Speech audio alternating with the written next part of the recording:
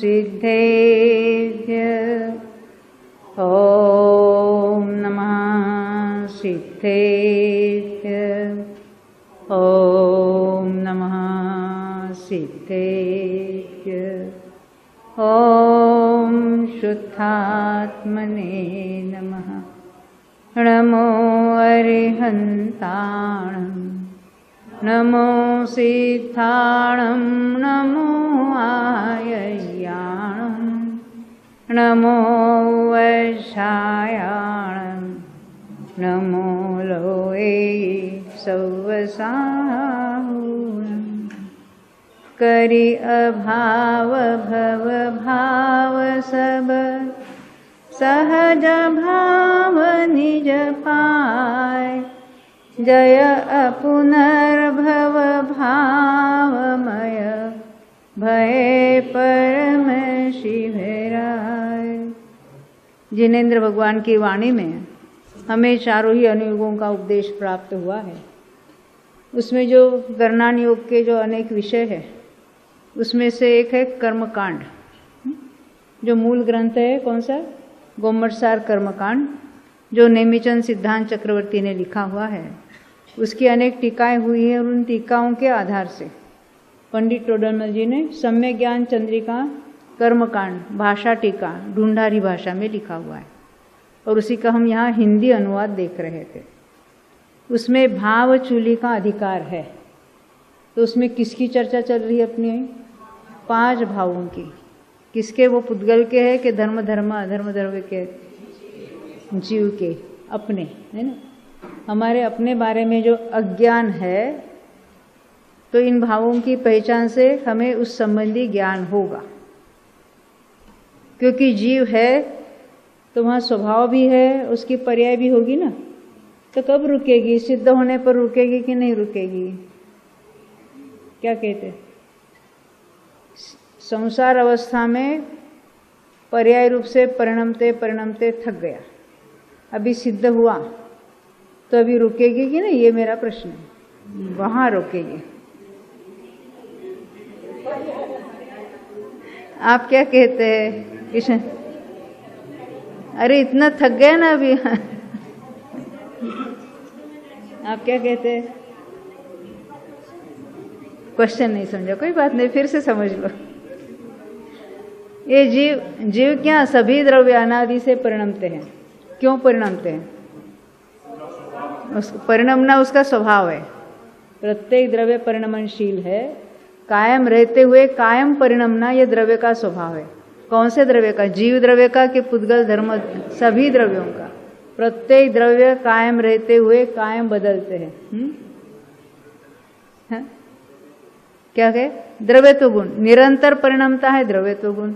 और वस्तुत्व गुण क्या बताता है? वो अपना अपना कार्य कर रहा है। प्रत्येक द्रव्य अपना कार्य कर रहा है, तो दूसरा आकर मेरा कार्य कर दे, ये बात कहाँ से आई? दूसरे द्रव्यों को फुर्सत कहाँ है वो अपना कार्य छोड़े और आपका कार्य करे। प्रत्येक द्रव्य अपने स्वचतुष्टय में परिणमता है, तो उसके जो भाव है, अभी हम जीव की बात कर रहे हैं यहाँ पर, तो जीव में जो परिणमन होता है, जो पर्याय होती है, जो भाव हो रहे हैं पर्याय रूप भाव, उनके नाम कौन से है? अरविंद भाई बताएंगे अब। मैंने ये पूछा जीव परिणमता है कि नहीं परिणमता, तो पर्याय चल रही है, यानी उसको हम पर्याय को भी भाव कहते हैं, कहीं गुण को भी भाव कहते हैं और कहीं पर्याय को भी कहेंगे। तो यहाँ हम पर्याय रूप भावों की चर्चा कर रहे हैं। तो ये पर्याय रूप भावों के नाम आपको पता है कि नहीं है? हाँ हाँ, कौन से उसके नाम आपको बताना है? हाँ हाँ हाँ, ये 4 तो पर्याय रूप भाव है। और कायम रहने वाला स्वभाव रूप भाव कौन सा है? तो ये जो आपने नाम लिए 4, इसमें से अनादि का कौन सा भाव था या कौन सा भाव होता है अनादि से जो चल रहा है, आप बताएंगे? क्षौक्षमिक। और कौन सा? क्षौक्षमिक नहीं होगा। हाँ, तो 5 हो गए। औक्षमिक होगा, शायिक होगा कि नहीं होगा? नहीं। औक्षमिक होगा कि नहीं होगा? तो अनादि से कौन सा भाव है अपने पास? एक एक कौन बताना चाहता है? हाँ बोलो। पारिणामिक तो अनादि अनंत सबको है, संसारी को भी और सिद्ध को भी। औदैहिक चल रहा है, अकेला औदैहिक था ना। सुनो सुनो, हाँ आप बताए भाई, शौक्षमिक वाला कौन सा था? शौक्षमिक सम्यक तो नहीं, तो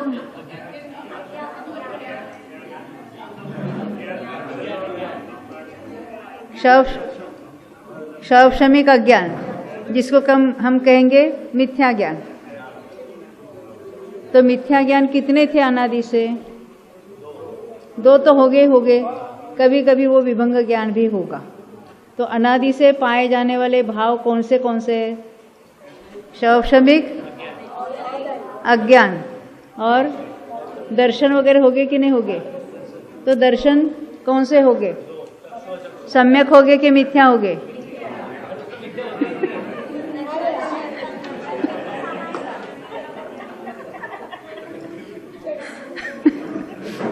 हमें आदत लगी है ना।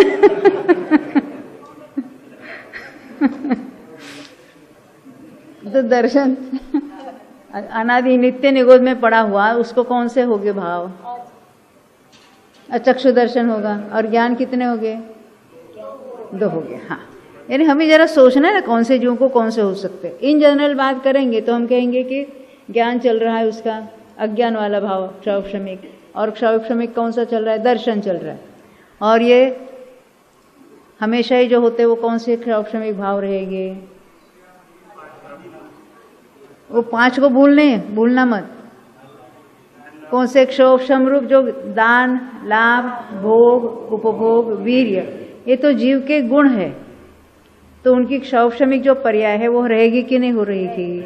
हम दान किसको कहेंगे? हमने पैसे उठा के दे दिए, हमने दान किया, और उसमें किसी ने रोका तो अंतराय हो गया, ऐसा है क्या? नहीं तो जब तक हमारे पैसा नहीं तो हमारे पास हम दान नहीं दे सकते। तो किसको दान देते होगे बोलो? स्व को ही। वो दान नाम का जो गुण है, अपने को ही, अपने पर्याय का जो कुछ लाभ हो रहा है। अनादि से क्या लाभ हो रहा है? अज्ञान का। हाँ, तो मेरा एक प्रश्न है, ज्ञान में अनादि से कौन सा भाव है? औक्षमिक है, औदैहिक है, क्षौक्षमिक है कि क्षायिक है? औदैहिक है।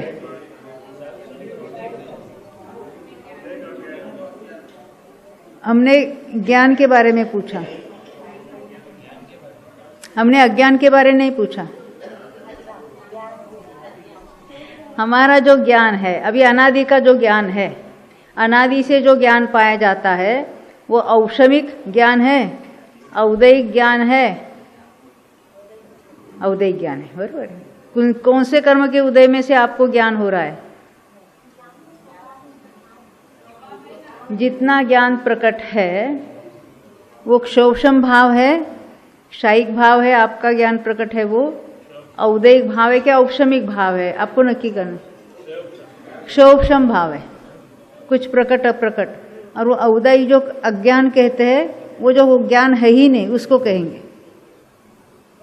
यानी जो हमें ज्ञान हो रहा है, हमारी पर्याय में जो जानना कार्य हो रहा है, कौन से कर्म के उदय से हो रहा है? कर्म के उदय से नहीं हो रहा है। हाँ, ज्ञानावरण के क्षौक्षम से है, तो अपने से हो रहा है, पर निमित्त रूप से वहां कर्मों का क्षौक्षम है। उदय से ज्ञान नहीं हो रहा है। ज्ञानावरण के उदय में तो हम कहेंगे तो अज्ञान हो रहा है, यानी ज्ञान प्रकट नहीं ऐसा हो सकता है। जो प्रकट ज्ञान है उसको हम क्षयोपशमिक ज्ञान कहेंगे। और क्षायिक ज्ञान कब हो जाएगा? हाँ, 13वें गुण। तो क्षायिक ज्ञान होता है ना, क्या होता है? केवल ज्ञान होता है। क्यों? ज्ञानावरण का अभाव हुआ, इसलिए हमें क्षायिक ज्ञान हुआ, बरोबर है ना? क्यों हुआ? स्वभाव है वो, प्रत्येक पर्याय अपने से हो रही है। वो जीव का स्वभाव है। जीव की पर्याय जीव के कारण होती है। कर्म की वहाँ उपस्थिति या अनुपस्थिति हो सकती है, परंतु जो भाव है वो जीव का है, वो जीव से अपने से हो रहा है। ये पहले नक्की करना है। निमित्त नाम का वहाँ कोई अन्य द्रव्य अपना जो कुछ का कार्य कर रहा है, उसका ज्ञान करने के लिए निमित्त की तरफ से कथन भले हो, कथन निमित्त से होता है, परंतु कार्य तो उपादान से ही होता है। तो हम ये सब भावों की चर्चा क्यों कर रहे हैं? तो हम देखेंगे अनादि से कौन से भाव थे, फिर कौन से भाव कब प्रकट हो गए, उसकी चर्चा चलेगी। अभी हम उसको टच नहीं किया है। हम तो अभी तक तो स्थानों को देख रहे थे, भावों को देख रहे थे, क्योंकि मेरे ख्याल से क्षायिक भाव के बारे में बहुत कोई कन्फ्यूजन चल रहा है। अभी आते आते 2-3 जनों ने बताया मुझे, क्यों पल्लवी। अब देखेंगे फिर से, हमें कोई उतावल नहीं है। हमने कितने भाव देखे? 5। उसमें पारिणामिक भाव तो स्वभाव भाव है। कौन से कर्म के उदय में या क्षोभम में कैसे होता है? तो कब प्रकट हुआ था? मैंने प्रश्न पूछा, कब प्रकट हुआ था? है, प्रकट नहीं हुआ था और कभी नाश भी नहीं होने वाला है। तो जो पारिणामिक भाव है, स्वभाव भाव है, वो अनादि से है, अनंत काल तक रहने वाला है। कौन से द्रव्य में रहेगा? जीव का स्वभाव जीव में रहेगा, अन्य का उसके अपना अपना होगा। तो ये हमारा जो पारिणामिक भाव है, जो अनादि अनंत स्वभाव भाव है, उसकी तो चर्चा छोड़ो, पर ये जो पर्याय रूप भाव है, तो हमने क्या देखा? भले उसमें औषमिक का नाम पहले लिया, क्यों लिया था? जीवों की संख्या कम है, परंतु हम कौन से भाव अनादि से, उस अपेक्षा से अगर बात करेंगे तो कौन से भाव अनादि से है? क्षायोपशमिक अभी हमने देखे, और अरे औदैहिक भी है ना अनादि से, और पारिणामिक। ये तो हमें अभी देखे नहीं है कौन कौन से। जो आपका जो कन्फ्यूजन चल रहा है उसकी बात पहले करेंगे। तो हमने औपशमिक भाव जो क्रम है ना, उसके अपेक्षा से देखते कौन कौन से औपशमिक भाव देखे। बोलो बेटा, औपशमिक कौन कौन से भाव है? हाँ, औपशमिक सम्यक, औपशमिक चारित्र। तो औपशमिक सम्यक्त्व के गुणस्थान कौन बताएंगे? आप बताओ। ठहरो, ये जिनको याद आता है, एक्सपर्ट है, उनको माउंट रखना है। नए लोगों को हम पूछना चाहते हैं, औपशमिक सम्यक्त्व जो है कौन से गुणस्थान में होता है या प्रकट है, या औपशमिक सम्यक्त्व वाले गुणस्थान कौन से है? कौन बताना चाहते हैं? आप नहीं बताएंगे? मौन है, आपको नहीं समझ में आया? अच्छा, औपशमिक सम्यक्त्व होता है ना, क्या होता है? जैसे प्रथमोपशम कहते, पहले गुणस्थान से जीव को औपशमिक के साथ जो सम्यक्त्व होता है, तो पहले से कहाँ जा सकता है? हाँ, कोई चौथे में जाता कहाँ है? कोई चौथे में जाएगा, कोई 5वें में जाएगा, कोई 7वें में जाकर 7वां 6वां चलता रहेगा। देखो, उपशम सम्यक्त्व का काल कितना है? तो अंतर्मूर्त, उसमें चौथे में जाने वाले का गुणस्थान चौथा ही रहेगा। उपशम सम्यक्त्व के काल में वो चौथे से 5वें में नहीं जाएगा। पहले से चौथे में गया, उसका उपशम का काल है, उसका गुणस्थान चौथा रहेगा। पहले से 5वें में जाने वाले का गुणस्थान 5वां रहेगा। हाँ, बाद में वो उसका वेदक सम्यक्त्व चल रहा है तो वो 5वें में ही चालू रहेगा। पहले से 7वें में जाने वाले का क्या होगा? वो केवल 7वें में रहेगा क्या? 7वां 6वां हजारों बार उसी औपशमिक के काल में, क्योंकि वो मुनि जीवन ही ऐसा है, वो तो 6वां 7वां चलता ही रहता है। परंतु जो चौथे वाले और 5वें वाले हैं, उनका गुणस्थान उसी औपशमिक के काल में अंतर्मूर्त में पलटेगा नहीं, ये नक्की करना है। तो औपशमिक सम्यक्त्व के साथ गुणस्थान कौन से हुए? प्रथम औपशम के साथ चौथा, 5वां, 6ठा, 7वां। ये ख्याल में आई बात? कोई जीव द्वितीयोपशम भी करता है। द्वितीयोपशम किसको कहते हैं? मालूम है? आप बताना। हाँ, श्रेणी चढ़ने के लिए। तो द्वितीयोपशम करने वाला जीव कौन सा है? मिथ्या दृष्टि है क्या? क्षायिक समय दृष्टि है क्या? औपशमिक समय दृष्टि है? औपशमिक समय दृष्टि प्रथम उपशम में से द्वितीयोपशम करेगा, बरोबर? द्वितीयोपशम करने वाला कौन से सम्यक्त्व में है सोनी बेन? जो क्षौक्षमिक समय दृष्टि है। क्षौक्षमिक का अर्थ क्या है? उसके सम्यक प्रकृति का उदय चल रहा है, तो उस उदय के सहित श्रेणी चढ़ने का पुरुषार्थ नहीं होगा, क्योंकि उसमें इतनी निर्मलता नहीं है। श्रेणी चढ़ता है क्या होता है? श्रेणी में उपशम श्रेणी की बात करेंगे। उपशम नाम है ना, और श्रेणी चढ़ने ऊपर ऊपर ऊपर जा रहा है, तो किसका उपशम कर रहा है? श्रेणी किसको कहेंगे? 8वां, 9वां, 10वां, 11वां गुणस्थान है, उसको कहेंगे उपशम श्रेणी। 8वां, 9वां, 10वां, 12वां वो है क्षपक श्रेणी। ऐसा नहीं कि 8, 9, 10 हो गए और कोई 11वें में गया और कोई 12वें में गया, ऐसा नहीं होता। तो कैसा होता है? उपशम श्रेणी 8, 9, 10, 11 कर्मों का उपशम करते करते ऊपर चढ़ता है, और क्षपक श्रेणी शुरुआत से उसके सारे प्रोसेसेस, सारे जो अलग बात होती है, उसका जो परसेंट, उसका जो है प्रमाण वगैरह, वो अलग बात होती है।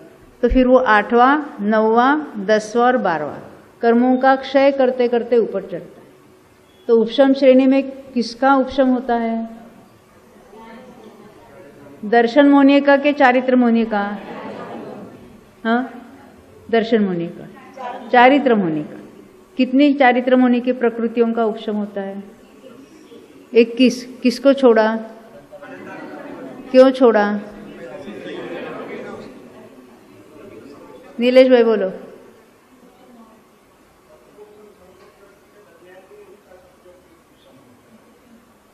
किसका?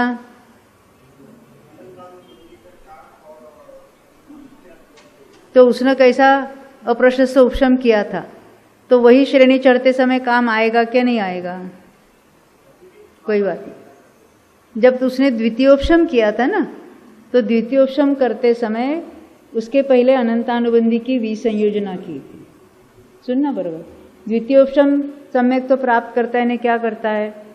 दर्शन मुनि की 3 को उपशम आता है, पर उसके पहले अनंतानुबंधी सत्ता में से नष्ट होती है।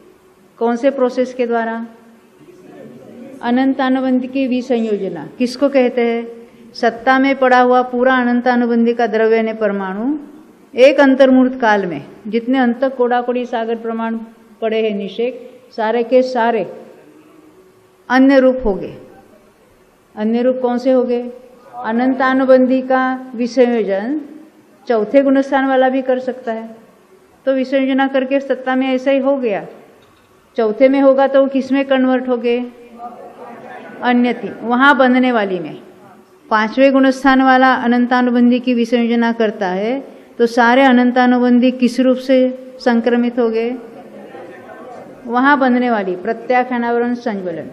यदि 7वां और 6वें वाला अनंतानुबंधी की विसंयोजना करता है, तो किस में जाएंगे? संज्वलन में। तब अप्रत्याख्यानावरण प्रत्याख्यानावरण क्या कर रहे हैं? सत्ता में पड़े हैं और संज्वलन रूप होकर उदय में आते रहे। जब हम कहेंगे 5वें गुणस्थान वाला, लोग ऐसा भी प्रश्न पूछते हैं कि क्षयिक सम्यक तो प्राप्त होता है, अनंतानुबंधीचा वो क्षय दर्शन होने का 4थे में हो सकता है, तो 5वें में प्रत्याख्यानावरण का क्षय, अप्रत्याख्यानावरण का क्षय हो सकता है कि नहीं हो सकता?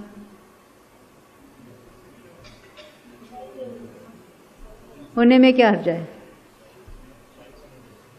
देखो, क्षयिक समय दृष्टि हुआ, किसका क्षय किया? अनंतानुबंधी और दर्शन मोहनी। 5वें गुणस्थान वाले को अप्रत्याख्यानावरण का उदय है कि नहीं है? अप्रत्याख्यानावरण। हाँ, तो वो अप्रत्याख्यानावरण का क्षय करेगा कि नहीं करेगा?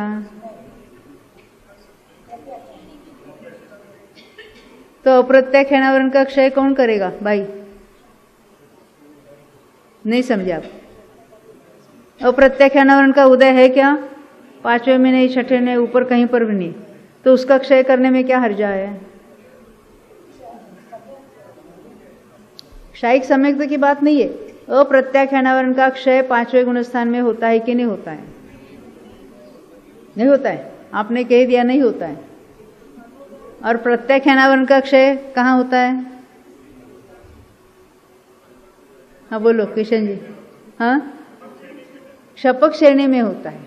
भले उसका उदय रुक गया था, सत्ता में पड़े हैं सारे, ये सत्ता में बहुत सारी प्रकृतियां पड़ी है, जाके क्षय होता है क्षपक श्रेणी में, तब तक सत्ता में बहेगी।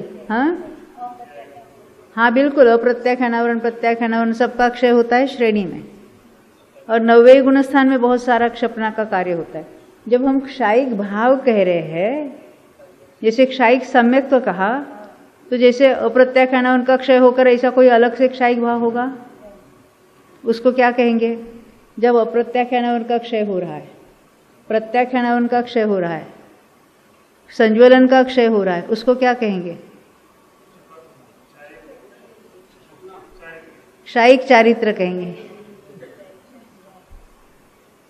क्योंकि चारित्र होने की क्षपणा हो रही ना, वो सारे 8वां 9वां 10वां 12वां उसको हम क्षायिक चारित्र कह देते हैं।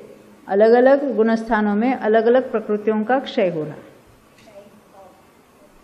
क्षायिक भाव में क्षायिक चारित्र लिया। एक एक कर्म का क्षय होता है, नाम कर्म का, उसको क्षायिक भाव नहीं कहा। तो क्षायिक भाव कौन बताएंगे कौन कौन से है? क्योंकि क्षायिक भाव के प्रकरण में बहुत कंफ्यूजन चल रहा है। मनीषा आप बताएंगे क्षायिक भाव कौन कौन से है? नहीं मालूम। क्षायिक भाव कितने देखे हमने? 9 देखे। ये नए लोग हमको उत्तर देने चाहिए। कौन से 9 है आप बताना। क्षायिक भाव आपके पीछे पीछे 9 क्षायिक भाव आपको मालूम है? आप बताएंगे? हाँ, आप चार्ट में देख के बता सकते हैं। हाँ, उसके पहले क्षायिक भाव क्षायिक लगाना। हमने चार्ट बनाए, उसमें जगह थोड़ी थी तो उसने तो हमने हर एक के आगे नाम नहीं डाल लिखा है ना। हाँ देखो देखो, आपके पास चार्ट है कि नहीं? हाँ निकालो जरा। कौन सा चार्ट निकाला है आपने, मुझे बताओ। 5 नंबर का लिखा है ना वहाँ, सब जगह क्षायिक क्षायिक लिखा है। या उसमें भी हमने क्षायिक भाव बताए थे। कहाँ पर? 3 नंबर के चार्ट में। वहाँ क्षायिक क्षायिक नहीं लिखा था, क्योंकि वहाँ जगह नहीं थी इतनी। आप उसको क्षायिक शब्द लगाकर बोलो। हाँ, तो क्षायिक ज्ञान का दूसरा कोई नाम आपको मालूम है? शांति रखो, जिसको मालूम है उनको मौन रखना है। हमारे सब क्लास वाले मौन रखते हैं। हाँ बोलो। इसीलिए क्या है, आप उत्तर दे देते तो हम आगे बढ़ते हैं। बोलो। क्षायिक ज्ञान जो है, पहले से कौन सा ज्ञान था? अनादि से। अनादि से ज्ञान के संबंध में कौन सा भाव था? आप कहेंगे आपके बाजू में। वो क्षायिक था क्या औपशमिक था क्या औदयिक था? क्षायौपशमिक। कौन सा ज्ञान आपका? हमारा कौन सा ज्ञान है? क्षायौपशमिक। वो हम सम्यक है कि मिथ्या है नहीं पूछ रहे आपको।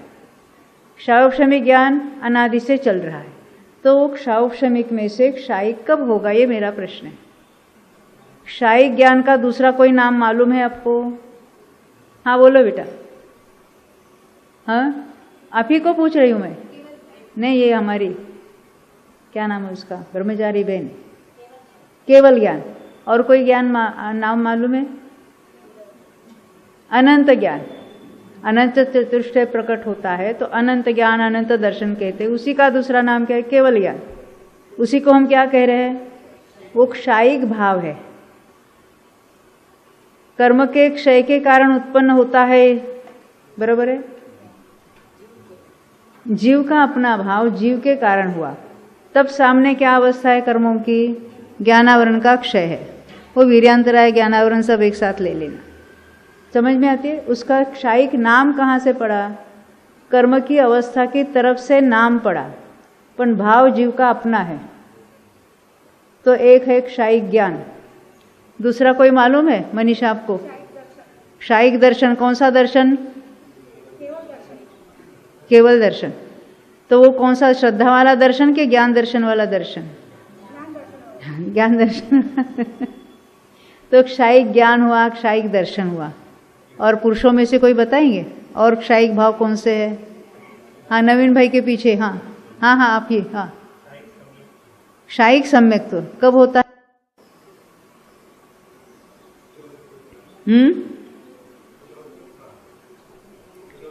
हाँ, चौथे में प्राप्त हो सकता है, पांचवें में, छठे में, सातवें में, कहीं पर उसकी बिगिनिंग हो सकती है।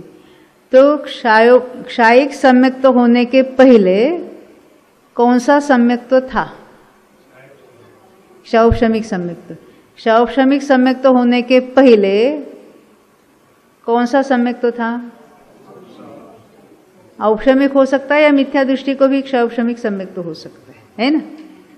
क्योंकि एक बार सम्यक्त्व हुआ, मिथ्यात्व में आया, और डायरेक्ट मिथ्यात्व में से क्षौक्षम सम्यक्त्व हो सकता है।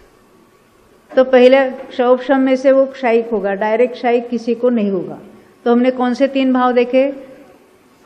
क्षायिक ज्ञान, क्षायिक दर्शन, क्षायिक सम्यक्त्व। और कौन सा क्षायिक भाव मालूम है? पीछे कुर्सी वालों में महेश भाई आप बताएंगे, आपको चार्ट में देखकर बताने को छूट। हाँ बहुत अच्छा। क्षायिक चारित्र।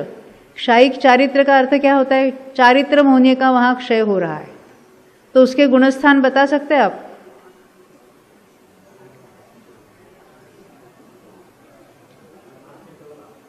आठ से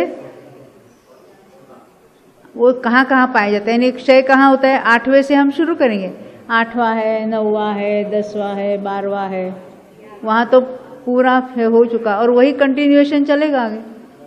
तो 13वें वाले को और 14वें वाले को हम सही कहेंगे क्षायिक चारित्र है। तो हाँ आपका प्रश्न बहुत अच्छा है। वो कहते हैं 8वें में क्षायिक चारित्र क्यों कहा? क्यों कहा? 8वें में कितने कर्मों का क्षय हो रहा है? चारित्र होने के कौन से कर्मों का क्षय 8वें गुणस्थान में होता है? ये मेरा प्रश्न है, आप बताएंगे। योगेश भाई ना नाम आपका? हाँ बोलो। अपने भोपाल वाले जरा उनको मदद करो। हाँ नहीं होता, तो इनका प्रश्न है उसको क्षायिक चारित्र क्यों कहते? क्योंकि ये क्षपणा का कार्य 9वें में होता है बहुत सारे, परंतु वो क्षय का जो विशुद्धि बढ़ना वगैरह जो कार्य होता है वो 8वें से शुरुआत हो जाती है। देखो 3 करण परिणाम होते हैं श्रेणी के लिए, 3 करण परिणाम होते हैं। पहला कौन सा है? कौन से गुणस्थान में हो रहा है? कौन से गुण? 7वें में, क्योंकि उसको सातिशय अप्रमत्त कहा, वहां अधकरण नाम का करण शुरू हुआ। उसके बाद वाला कौन सा है? अपूर्व करण, वो गुणस्थान को ही वही नाम दे दिया। तीसरा करण कौन सा है? अनिवृत्ति करण, वो गुणस्थान का भी नाम वही है। वे ही नाम अन्यत्र भी पाए जाएंगे, पर यहाँ गुणस्थानों को ही उस नाम से हम पहचानते हैं। तो ये जो सारा अब्ध प्रवृत्ति ने वहीं से जो विशिष्ट विशुद्धि शुरू हो गई, अपूर्वकरण में और कुछ बातें बनी, वो सारी बातें यहाँ पर भी बनेगी। यानी वो क्षपणा का जो कार्य है उसकी शुरुआत, यानी उसका जो कार्य वहीं से शुरू हुआ है। एक्चुअल क्षपणा कहाँ होती है? तो 9वें गुणस्थान। इसलिए 8वें गुणस्थान, शपक श्रेणी वाले 8वें गुणस्थान को क्षायिक चारित्र में ले लेंगे, और उपशम वाले 8वें को औक्षमिक चारित्र में गिनेंगे, क्योंकि वहां कोई कार्य तो वो नहीं हुआ, अपन कार्य के बिगिनिंग चालू हो गया, नहीं वहीं से चालू हो गया, एक्चुअल क्षपणा नहीं होती वहां पर। हाँ। तो क्षायिक कितने देखे हमने? चारित्र तक आए, और आगे कौन से क्षायिक भाव? कौन बताना चाहते हैं यहाँ पर? शांति भाई आप बताएंगे, और क्षायिक भाव कौन से है? हमने कितने देखे? क्षायिक ज्ञान, क्षायिक दर्शन, क्षायिक सम्यक्त्व, क्षायिक चारित्र। अभी क्या रह गया? हाँ बोलो, आपके बाजू में हेतल के बारे में। बहुत अच्छा। क्षायिक दान, क्षायिक लाभ, इस तरह से लगाना। तो दान, लाभ, भोग, उपभोग, वीर्य, उसके पहले क्षायिक क्षायिक कहना। वो पहले कैसे थे? क्षौक्षमिक थे, क्षौक्षमिक थे, अनादि से थे। वो क्षायिक कब हो गए?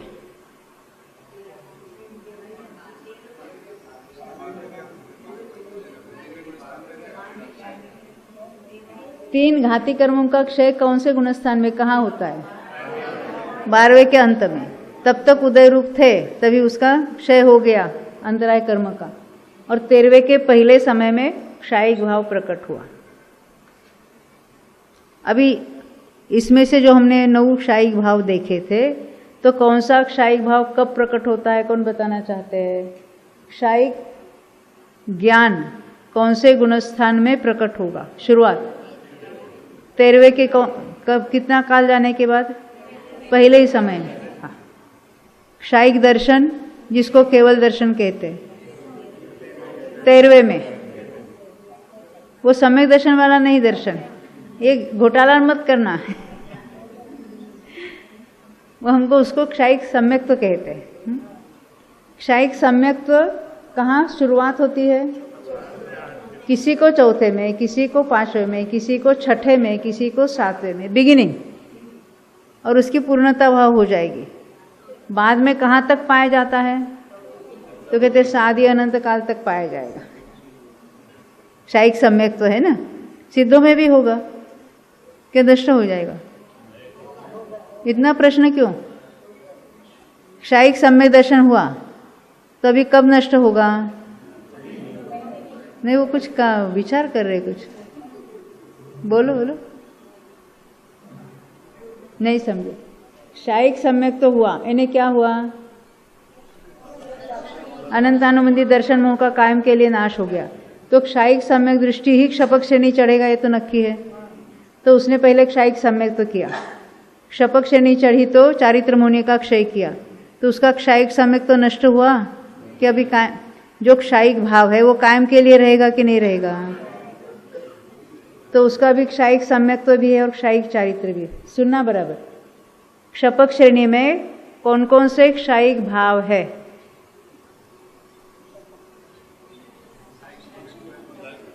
हाँ बोलो। क्षायिक सम्यक और क्योंकि क्षपक श्रेणी कौन चढ़ेगा? क्षायिक सम्यक दृष्टि ही चढ़ेगा, क्योंकि अभी नो रिटर्न, अभी उसके आगे ही बढ़ना है। थोड़ी सी चढ़ी और फिर वापस आया, ऐसा नहीं होगा। अभी एक क्षपक श्रेणी चढ़कर अरिहंत होकर सिद्ध ही होने वाला है। तो क्षायिक सम्यक दृष्टि जीव क्षपक श्रेणी चढ़ने के पहले उसको कितने क्षायिक भाव थे? हाँ, चढ़ने के पहले क्षायिक सम्यक तो एक ही क्षायिक भाव था। क्षपक श्रेणी चढ़ना शुरू की, कितने क्षायिक भाव हुए? कौन से? क्षायिक सम्यक और क्षायिक चारित्र। कोई ऐसा होगा कि द्वितीयोपशम सम्यक के साथ क्षपक श्रेणी चढ़ रहा है? क्यों नहीं? ऐसा पार्शलिटी क्यों? क्षायिक सम्यक दृष्टि उपशम श्रेणी चढ़ सकता है, तो द्वितीयोपशम वाला क्षपक श्रेणी क्यों नहीं चढ़ता?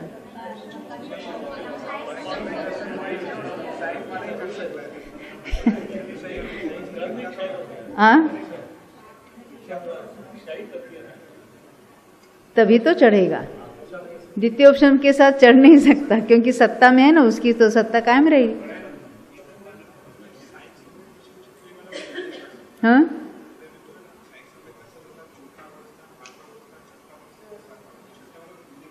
बिल्कुल। 6ठे में बिगिनिंग हो सकती है, लब्धि सार निकाल के पढ़ना। हाँ, 6ठे गुणस्थान में भी क्षायिक की शुरुआत हो सकती है। हमने तो क्या द्रव्यानुयोग में घोषित कर दिया ना, तो हमको लगता है वहां शुद्धोपयोग नहीं, कैसे होगा?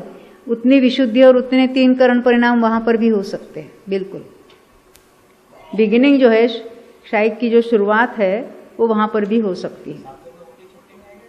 हाँ, नहीं, 6ठे में बिगिनिंग हो सकती है, बिल्कुल।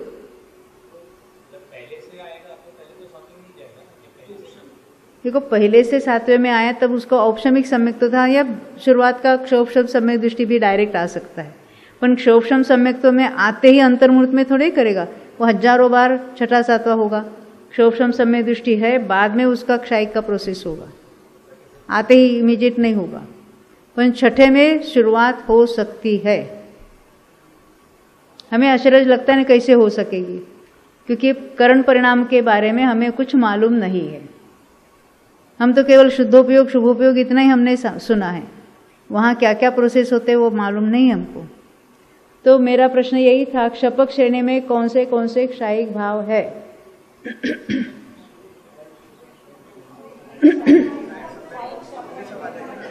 शायिक सम्यक्त और शायिक चारित्र, और टोटल कितने होते हैं? 9। तो बाकी के कब प्रकट होते हैं? हाँ, 13वें के पहले समय में और कितने क्षायिक भाव प्रकट होते हैं? 7 हो गए ना, क्योंकि किसका किसका क्षय हुआ 12वें के अंत में? ज्ञानावरण का, दर्शनावरण का और अंतराय का। तो अंतराय के 5 तो उसके बाद यानी 13वें के पहले समय में प्रकट हो गए। तो समझ में आती बात? मैं आपसे पूछ रही हूँ, देखो नहीं समझा तो पूछना। ये सब बड़बड़ करते तो उसकी तरफ मत देखना, उनको मालूम है, हमें नहीं मालूम है, तो आप पूछने का आपका कर्तव्य है। क्या समझा? पहले ही सहायक समय दृष्टि हुआ, कब होगा? 4थे, 5वें, 6ठे, 7वें में कहीं पर भी हो सकता है कि उसी भाव में श्रेणी चढ़ेगा, या हो सकता है, देखो क्षायिक सम्यक तो होने के बाद उसके क्या क्या यानी कब मोक्ष जा सकता है, उसके कितने भाव हो सकते हैं, मेरा प्रश्न है। क्षायिक सम्यक दर्शन होगा किसी को, कौन से पर्याय वाला जीव क्षायिक सम्यक को प्राप्त करेगा? और कौन? इतने प्रश्न क्यों पढ़ रहे हैं?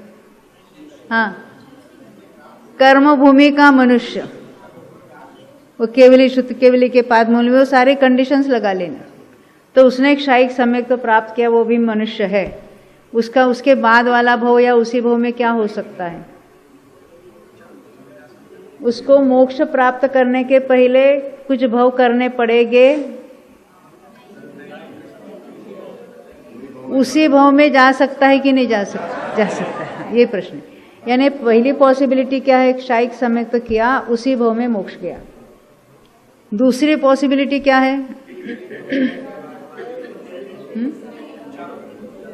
पहले देवायु बांधी है, बाद में भी देवायु बांधी हो, तो वो देव में जाएगा क्षायिक सम्यक के साथ। उसके बाद क्या होगा? मनुष्य होकर मोक्ष जाएगा ही। अब उसके क्षायिक के साथ अनेक भव बाकी नहीं है। अब अगर देव में नहीं जाता तो कहाँ जा सकता है? पहले नरक में, क्योंकि क्षायिक श्रेणी के राजा है ना, उदाहरण हमको देखे गए। पहले नरकायु बांध के बाद में जो सम्यक तो प्राप्त करके क्षायिक हुआ है, वो नरक में जाएंगे और वहां से यहाँ आकर मोक्ष चले जाएंगे। ये बात है ना। और कोई पॉसिबिलिटी है? भोग भूमि का हो सकता है मनुष्य या तिर्यंच। तो को कैसा होगा? पहले मिथ्या दृष्टि अवस्था में उसने भोग भूमि की आयु बांधी है, तिर्यंच की या मनुष्य की। अब उसने बाद में उसको सम्यक्त हुआ। भोग भूमि की आयु मिथ्या दृष्टि ही बांधता है, मनुष्य और तिर्यंच। ना देव बांधते ना नारकी बांधते। तो उसने भोग भूमि की आयु बांधी थी, बाद में क्या हुआ? सम्यक तो प्राप्त हुआ, बाद में उसने क्षायिक किया।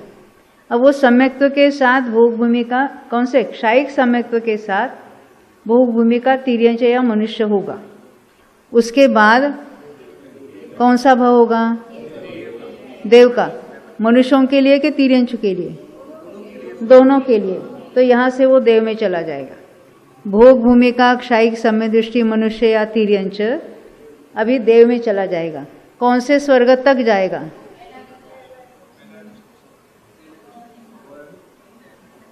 और कोई ऑप्शन नहीं है। हाँ, मिथ्या दृष्टि बोल, हम क्षायिक समय दृष्टि की बात कर रहे हैं। पहले और दूसरे स्वर्ग में, उसके ऊपर के स्वर्गों में नहीं जाते भवनवास, भोग भूमि के जीव। अब उसके बाद उनकी कौन सी पर्याय होगी? हाँ बोलो। हाँ क्या कह रहे? अच्छा प्रश्न है उनका। प्रश्न है भोग भूमि यानी क्या?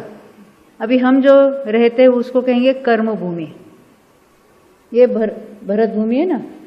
और कोई कर्म भूमि मालूम है आपको? ऐरावत क्षेत्र है। और कोई कर्म भूमि है? जो विधेय क्षेत्र है वो भी कर्म भूमि है। तो कर्म भूमि में क्या विशेषता है? विधेय क्षेत्र तो वहाँ हमेशा चौथा काल रहता है। और हमारी कौन सी है? भरत क्षेत्र और ऐरावत क्षेत्र, उसमें 6 कालों का परिवर्तन होता है। पहला काल, दूसरा काल, तीसरा काल, चौथा काल। आपने सुना होगा चौथे काल में यहाँ 24 तीर्थंकर होते एक के बाद एक, है फिर 5वां छठा, उसके बाद उल्टा साइकिल आता है। तो ये सब कर्मभूमि में ऐसे परिवर्तन। तो भोगभूमि नाम की क्या चीज होती है? तो ऐसे कुछ विशिष्ट क्षेत्र है। भरत भूमि में भी पहले आरा जो था वहाँ यहाँ पर भोगभूमि थी, उत्तम भोगभूमि। बाद में क्या हुआ? मध्यम भोगभूमि। बाद में क्या हुआ? जघन्य भूमि। तो यही भरत क्षेत्र को ही कह रहे हैं। तो उसमें विशेषता क्या हुई? भूमि को नाम क्यों बदला? क्योंकि पहले काल में जो उत्तम भोगभूमि है उसकी विशेषता क्या होती है? वहाँ जीवों की आयु कितनी होती है और शरीर की लंबाई कितनी होती है? बोलो। मैक्सिमम आयु 3 पल्य और मिनिमम आयु 2 पल्य प्लस 1 समय। ये तो वहाँ की जीवों की आयु बताई। और भोगभूमि उसको कहेंगे। भोगभूमि नाम क्यों है? क्योंकि वहाँ तो जिसको कहेंगे कि जुगलियाँ उत्पन्न होते, एक बात होती, जुगलियाँ उत्पन्न होते माँ बाप मर जाते हैं और वहाँ तो सारी अनुकूलता ही होती है। 8-8 दिन में वो तो बालक कैसे डेवलप होता है उसकी सारी बातें होती है। और बाद में क्या है, जो 2 बच्चे पैदा हुए हैं वही युवान होकर वही पति पत्नी हो जाते हैं और उनका जीवन पूरा क्या है, वहाँ सारी कल्पवृक्ष से सभी सामग्री मिलती है, इसलिए उसको कहते हैं भोगभूमि। और वहाँ के जीव जन्मतः उनके भले अब कपोतलेशा हो पर बाद में शुभ लेशा ही होती है। पूरे भोगभूमि के पूरे जीवन भर 3 पल्ले की आयु हो तो हर समय देवगति का ही बंध हो रहा है और उनके आयु बंधेगी तो देवायु ही बंधेगी और वहाँ मरकर देव में चले जाएंगे। वहाँ जो मिथ्या दृष्टि है वो भवनवासी, व्यंतर या ज्योतिषी होगी और वहाँ जो सम्य दृष्टि है वो सौधर्म या ईशान में जन्म लेंगे। इतनी बात समझ में आई? उसको भोग में कहते हैं। यहाँ जो है दूसरा काल शुरू होता है, यानी कोई पोजीशन नहीं, उसकी जो कोई विशेषताएं होती है वो भी चेंज होती रहती है। वहाँ भी यानी आहार भी पहले कितना था? 3 दिन के, और कितना? इतने सजे, इतना सा बेर जितना। फिर आहार जरा बढ़ा हुआ, कितना हुआ? 2 दिन में और इतना अवले जैसा हुआ। तो वहाँ की आयु कितनी है? 2 पल्ले की मैक्सिमम और 1 पल्ले और 1 समय इतनी मिनिमम। और वहाँ हाइट कितनी है? पहले कितनी थी? 3 कोस और अभी 2 कोस। जघन्य भोगभूमि की उत्तम आयु, उत्कृष्ट आयु 1 पल्य और जघन्य आयु कोड़ा कोड़ी पूर्व ने 1 करोड़ पूर्व। हमें कोड़ा कोड़ी कहने की आदत हो गई, कोई बात नहीं। कर्मभूमि की उत्कृष्ट आयु करोड़ पूर्व जैसे विदेह क्षेत्र में, और भोगभूमि की जघन्य आयु उसमें 1 समय ज्यादा। तो वहाँ थोड़ा आहार और बढ़ा है ना, और आयु घटी, हाइट भी घटी। आगे यहीं पर कर्मभूमि यहाँ पर शुरू हुई। ये तो हमें भरत क्षेत्र में, ऐरावत क्षेत्र में क्या होता है उसकी बात देखी। परंतु कहीं कहीं ऐसी जगह है कायम हमेशा ही वहाँ उत्तम भोगभूमि में पाई जाती है। जैसे मेरू के जो दक्षिण के उत्तर के बाजू में उत्तर कुरु या दक्षिण कुरु कहते हैं, वहाँ हमेशा ही उत्तम भोगभूमि होती है। ऐसे कुछ जगह है जहाँ मध्यम भोगभूमि पाई जाती है, वहाँ हमेशा यही परिस्थिति रहेगी। और कहीं पर जघन्य भोगभूमि पाई जाती है। और भरत और ऐरावत में ये जो कालों का परिवर्तन है, पहले काल में उत्तम भोगभूमि, फिर यहीं पर मध्यम भोगभूमि, फिर जघन्य भोगभूमि, फिर चौथा काल यहाँ शुरू होता है कर्मभूमि का। और अभी हमारा यहाँ 5वां काल चालू हो जाए। इसके बाद छठा काल आएगा, वो प्रलय वगैरह होगा, फिर उल्टे क्रम से छठा, 5वां, चौथा ऐसी बात चलेगी। हाँ हाँ, आपका प्रश्न है भोगभूमि में सम्यक तो प्राप्त होगा कि नहीं होगा? जरूर होगा, हो सकता है, वो भी जीव सम्यक तो प्राप्त कर सकते हैं। परंतु एक कुभोगभूमि नाम की भी है अलग बात। सुना है कभी कुभोगभूमि? ऊपर दर्शन करने जाते हैं, वहाँ चित्र आपने देखा होगा। क्या चित्र है वहाँ पर? हाँ, शरीर तो मनुष्य है और मुंह कैसा है? किसी प्राणी जैसा है, लंबे कान है, किसी के सींग है और किसी एक पैर है। ऐसे ऐसे जो अलग अलग टाइप के बताए, वो कुभोगभूमि। कुभोगभूमि में जीव क्यों उत्पन्न होता है? अपात्र दान एक है, और भी बहुत सारी बातें हैं। तो उसके कारण वहाँ कोई सम्यक तो प्राप्त नहीं कर सकता, ये बात होती है। अभी आपको अधिक जानना है तो जैन भूगोल पुस्तक है अपनी, उसमें पढ़ लेना। हाँ, आगे बढ़ें अभी। हाँ चलो, हम क्या देख रहे थे? क्षायिक भाव देख रहे थे। तो क्षायिक भाव टोटल कितने हो गए? क्षायिक सम्यक तो कौन कौन से गुण स्थानों में है? 4 से शुरुआत हुई, 4, 5, 6, 7 से शुरुआत हुई, कहाँ तक होगा? सिद्ध तक चालू रहेगा। क्षायिक चारित्र 8वें से 8, 9, 10, 12 कहाँ तक चलेगा? चलता ही रहेगा। क्षायिक भाव तो हमेशा रहेगा। उसके बाद हमने देखे थे अन्य, कौन से अन्य? क्षायिक ज्ञान, क्षायिक दर्शन, यानी केवल ज्ञान और केवल दर्शन को ही क्षायिक ज्ञान और क्षायिक दर्शन कहते हैं। और कौन से? 5 अंतराय के क्षय से, वो क्षायिक दान, क्षायिक लाभ, क्षायिक भोग, क्षायिक उपभोग और क्षायिक वीर्य, वो कब तक रहेंगे? अनंत काल तक। तो ये उसके हमने, ये तो भावों की बात की। दोपहर में हमने स्थानों की चर्चा की थी। अब एट ए टाइम कभी कहीं एक ही भाव होगा, कहीं 2 भाव हो सकते हैं, कहीं अधिक भी हो सकते हैं। तो कितने कितने पॉसिबल हो सकते हैं? मिनिमम कितने भावों का स्थान होगा? दिलीप भाई आप बताएंगे। एक ही होगा? कितना होगा? 3। कौन से 3? ना वो नहीं कहते, क्षायिक में ही लगाना है। क्षायिक भावों के स्थान लगाना है। पीछे हमारे यहाँ कोई बताएंगे? हाँ आप बताना। क्षायिक भाव मिनिमम एक ही है या 2 है, ऐसा कहीं होगा कि नहीं होगा? हाँ कौन सा होगा? क्षायिक सम्यक।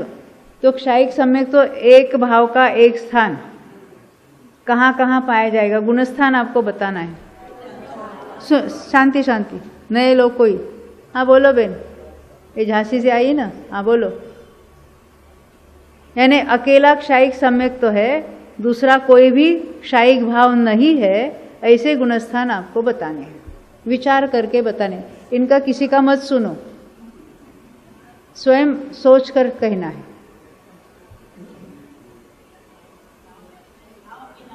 अकेला एक क्षायिक भाव कौन सा? अकेला एक ही होगा तो कौन सा होगा? क्षायिक सम्यक तो होगा कि क्षायिक चारित्र होगा? अकेला एक चाहिए। हाँ क्षायिक सम्यक। तो अभी आपको ऐसा बताना है जहाँ क्षायिक सम्यक तो एक ही क्षायिक भाव है, दूसरा क्षायिक भाव नहीं है, ऐसे गुणस्थान आपको बताने हैं। चौथा, चलो आगे गाड़ी चलो। हाँ चौथा, 5वां, 6ठा, 7वां और रुक गई गाड़ी। हाँ मुनीर जरा बोलो। हाँ 14वां में तो कितने 9 के 9 क्षायिक भाव हो गए।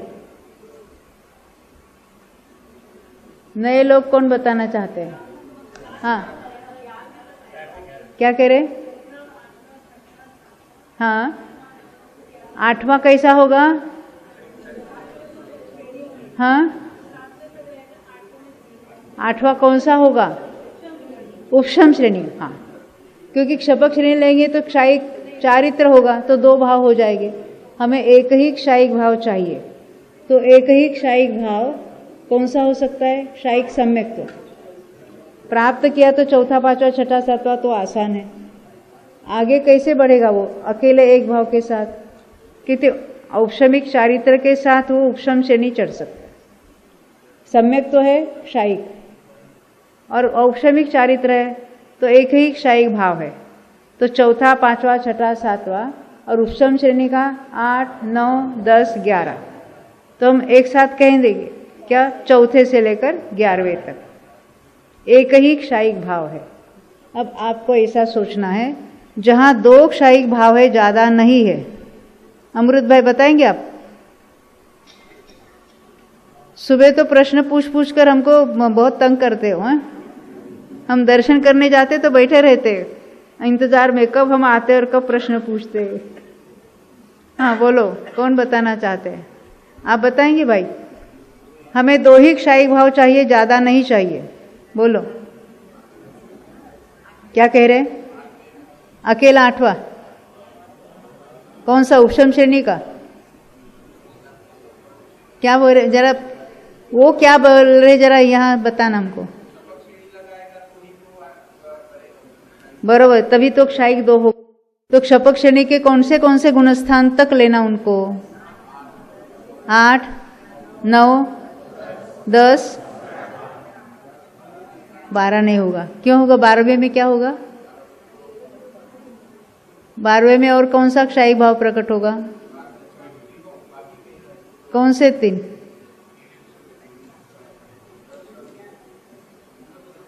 केवल दर्शन कब होगा? तो 12वें में प्रकट होगा केवल ज्ञान दर्शन। तो हम 12वें वाले को ही सर्वज्ञ कहेंगे।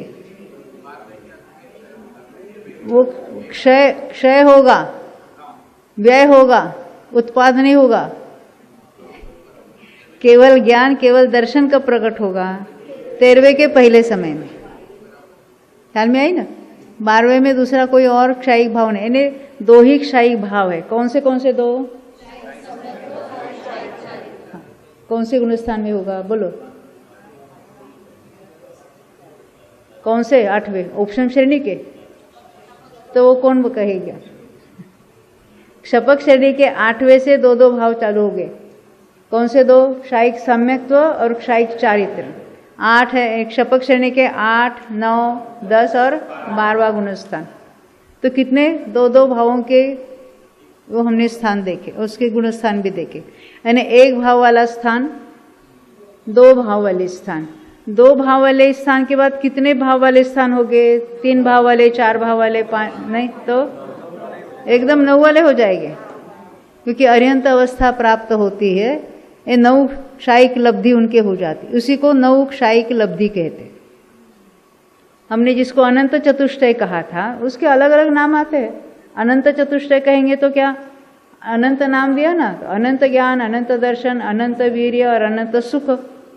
तो अनंत सुख का कौन सा क्षायिक भाव है? क्षायिक सम्यक तो क्षायिक चारित्र। और वहां अनंत वीर्य कहा, उसमें क्या लेना? 5 क्षायिक लब्धि। अलग अलग अपेक्षा से अलग अलग नाम आते हैं, भाव तो वही के वही हो गए। ऐसा नहीं कि अनंत नाम देंगे तो भाव अलग है।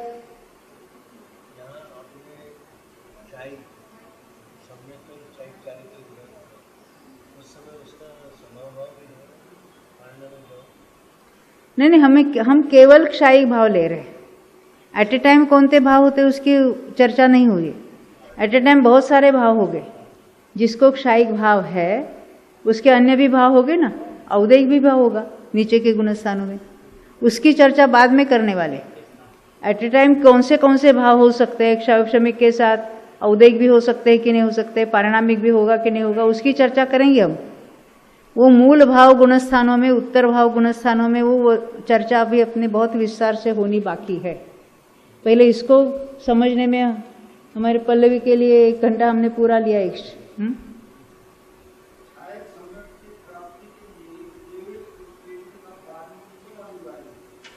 आप कहते हैं एक केवली का, शुद्ध केवली का पादमूल क्यों अनिवार्य है? क्योंकि उनकी उपस्थिति में उतनी उसकी निर्मलता हो जाती है। उस संबंधी तत्वज्ञान की निर्मलता जो है, विशुद्धि का बढ़ना है, वो निमित्त रूप से है। वो कुछ नहीं करते हैं, वो कोई क्षायिक देते नहीं किसी को उठा के। ये ऐसे ही सहज निमित्त रूप से बातें बताई जाती है। जैसे हमने देशना में हम ज्ञानी की देशना, तो ज्ञानी क्या करते हुए, जो अज्ञानी बता रहे समय सार में से वही ज्ञानी बता रहे, तो ज्ञानी की कंडीशन क्यों डाली? और हमने नहीं डाली, ग्रंथों में लिखी हुई है।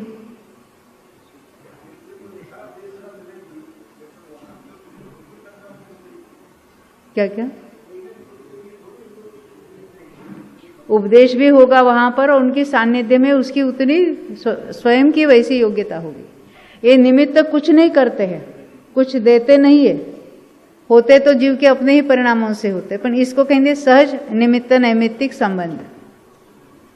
वो सामने वो तीर्थंकर के पास गए तो तीर्थंकर कुछ देता होगा, अगर वो देते हैं तो उन्होंने पार्शलिटी की, बाकी को तो मिथ्यात्व में से सम्यक तो भी नहीं दिया और इनको डायरेक्ट क्षायिक दे दिया।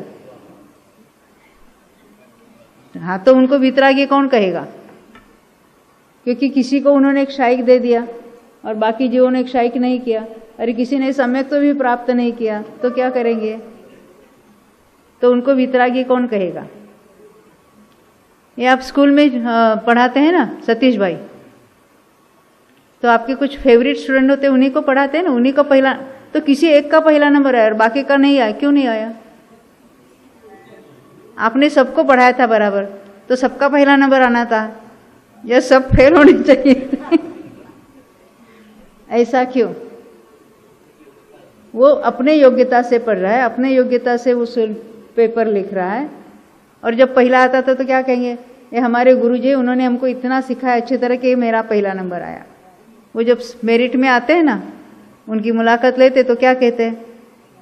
ये हमारे, वो गुरु का नाम पहले लेंगे कि इन्होंने हमको पढ़ाया, फिर माँ का नाम लेंगे, इनके कारण मेरा पहला नंबर आया। माँ तो बेचारी घर के बाहर नहीं निकली, ना ही परीक्षा में आई थी वहाँ पेपर लिखने के लिए, ऐसा आरोप आता है। तो यहाँ जो शुद्ध केवली की उपस्थिति में होता है, ऐसा आरोप आता है। कौन कौन कौन बोल रहे? हाँ बोले। हाँ, आपका प्रश्न है प्रथमोपशम सम्यक तो प्राप्त करने वाले और द्वितीयोपशम प्राप्त करने वाले की विशुद्धि में अंतर है क्या? मैं तो प्रथमोपशम सम्यक तो के अंदर बताती हूँ। प्रथमोपशम सम्यक तो सहित पहले से चौथे में जाने वाले की विशुद्धि, पहले से पांचवें माने जाने वाले की विशुद्धि और पहले से सातवें में जाने वाले की विशुद्धि, इसमें बहुत अंतर है। केवल बाह्य में व्रत लिए इसलिए पहले से सातवें में ही जाता, ऐसा नहीं है। बाह्य में मुनिव्रत लेकर भी जिसकी विशुद्धि चौथे में जाने योग्य होती है, वो बाहर में मुनि अवस्था होते हुए भी पहले से चौथे में जाता है। बाह्य में मुनि अवस्था होते हुए भी अगर विशुद्धि उतनी है तो पहले से पांचवें में जाएगा, और वैसे मुनि योग्य विशुद्धि होगी तो पहले से सातवें में जाएगा। हम गए थे ना शोलापुर में, वही तो हमारी वहाँ बहस होगी थी। उनका कहना क्या था, वो न्याय सिखाते थे हमको, तो कहते कि जिसने व्रत अंगीकार किए हैं वो जब ध्यान अवस्था ने उसको जब सम्यक तो होता है तो नियम से पहले से सातवें में ही जाता है। तो इसका अर्थ ऐसा हुआ व्रतों के कारण वो सातवें में गया, व्रतों के कारण नहीं गया है, उसकी उस जाति की विशुद्धि हुई इसीलिए गया है। अब प्रथमोपशम सम्यक की जितनी विशुद्धि है, क्यों? वो कौन कर रहा है? मिथ्या दृष्टि जीव। तो मिथ्या दृष्टि जीव की अधिकाधिक विशुद्धि सातवें में जाने के वाले की होगी।